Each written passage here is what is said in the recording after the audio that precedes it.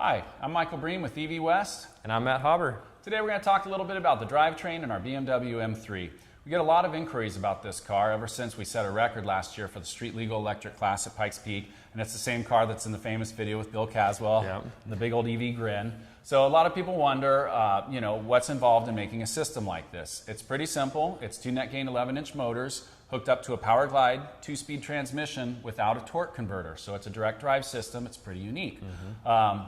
We're going to go through step by step. Matt's going to show you how to put the motors together and couple them and then hook them up to the Powerglide transmission. So we're just going to show you how to do this, and hopefully you can put one of these in your own project. Yep. All right, let's get started. All right. So one of the first things that we need to do here is we need to cut these shafts down. They come pretty standard universal. They're about 3-4 inches long. Here at EV West, we really like to make everything as compact as possible. So we actually have our inner motor flanges down to 3 inches. So what that's going to mean is we need to cut these motor shafts down to just a little less than 1.5 inches each. And then we can couple these together. All right, so I have my calipers set at 1.5 inches, and what I'm going to use is a 12-volt battery to spin the motor shaft as I mark it with my permanent marker.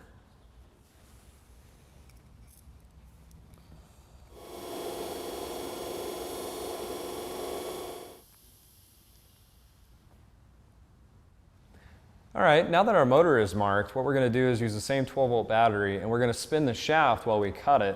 And what that's going to do is it's going to ensure a true cut all the way through. I'm just going to use a regular old 4-inch cutoff wheel. You can get these at Home Depot, anything like that. Let's go ahead and do it.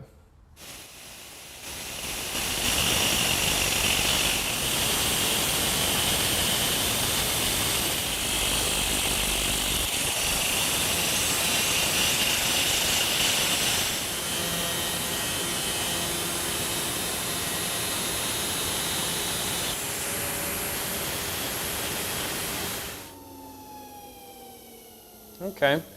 Well, as you can see at the end, I took the tool and just kind of ground over the end and over the edge of the splines, and that's to knock down any kind of burrs or anything like that that would hinder the coupler to slide onto there. All right, so we're finished with the first motor. Let's go ahead and do the same thing with the second one. What you're going to want to do is it is 1.5 inches from this face here out, or you can do 1 inch from this step here, which is already a 1/2 inch out. Let's go ahead and set this up here. Okay, now our mark is set. Let's go ahead and cut it off.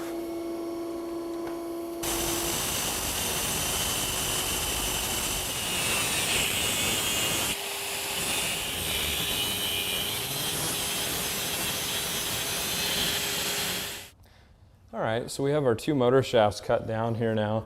Let's go ahead and put the coupler in between the two and push them together and make sure that our distance between here is a little less than 3 inches, maybe 20 thousandths under.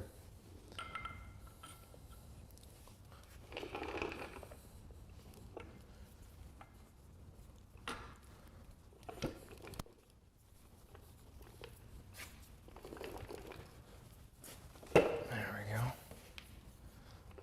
Okay. Now we'll just check our distance. All right, so I checked the distances between the two now, and we're just under 3 inches, so we're good to go.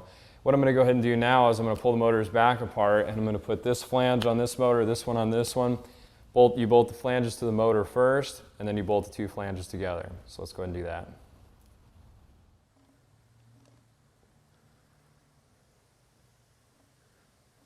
A little bit of a bear sometimes lining these splines up. There it goes. Then you just match these holes up here with the studs through the flange, and it literally bolts together just like that. So now that we have our 2 motors coupled together, let's spend some time talking about our Powerglide here.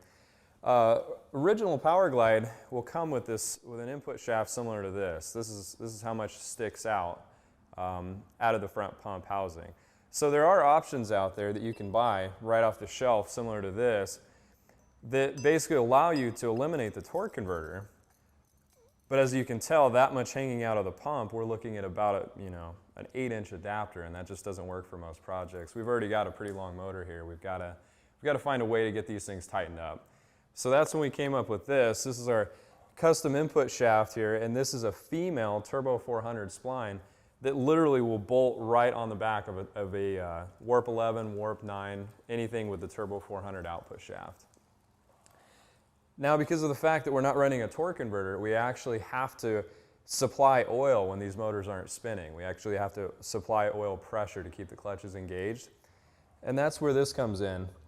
This fitting right here on the outside is where our electric pump gets, where the pressure gets put in. Goes in through here, there's a one-way check valve, goes through this line, and it goes right into the front pump. Feeds pressure just like the transmission is used to seeing. All right, well, before we get this thing mounted up, I just kind of want to talk about the splines, the reason why we did a splined coupler instead of a keyed shaft. One of the reasons is not having a set screw pushing down on a keyway and being able to get to that. None of that seems to really work out well. This transmission, I can literally grab a hold of it and I'll just slide it right on the splines, I'll bolt it in, and the thing is completely done. So let's go ahead and do that.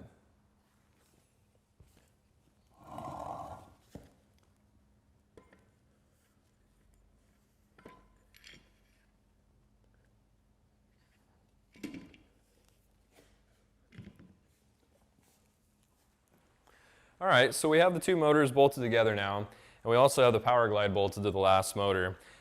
We should probably talk a little bit about the hydraulic system in this. Now, we don't run a torque converter with this Powerglide, so basically what we have to do is when the motors are not turning, we actually have to supply hydraulic pressure with this pump to keep the clutches engaged.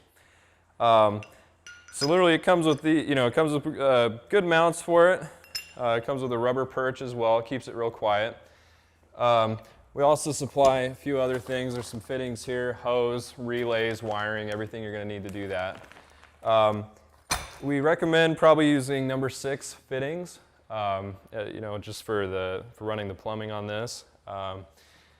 Also, we tried a lot of different things, pressure and everything else, but what ended up working out best for us is an RPM window switch. And what this actually does is anything below 500 RPM actually turns the pump on to keep all the clutches applied. After 500 RPM is reached, this will shut the electric pump off, and the internal pump will take over, and you're rolling away. We have two 11s, which I'm sure you guys know by now. They're capable of doing 1,000 to 1,200 foot-pounds of torque between the two of them, and you can expect anywhere from 400 to 600 horsepower depending on voltage sag. Overall length of the whole package is 54 inches. And on the back of it here, obviously we have our 2-speed Powerglide set up. You can get this in a 1:7:6 ratio first or a 1:8:2. And then second gear is direct, so just your 1-to-1 straight through. Yeah, some of the great features as well with this is it is more than capable of handling any kind of torque that these two motors can put out to it. But it also has park. Park is really important with electric cars. These motors freewheel, and if you just rely on your engine holdback like you would on a gas engine, it'll just roll down the hill. So great park. You can use your e-brake as well as a backup. I think that's a good idea. It does have reverse, which is another big deal with DC motors. There's a lot entailed in basically reversing contactors and stuff to get the motors to spin in reverse. So having a transmission that has reverse drastically simplifies the conversion. So. Yeah, I think that about wraps it up, man. You guys, any questions, please give us an email, give us a call, whatever. We'd love to help you out. Matt Hauber, thank you. God damn. Man, I need a break. I'm not getting. Shooter McGavin. Oh. I keep, hold on, let's just hold on. Let me get situated. All right.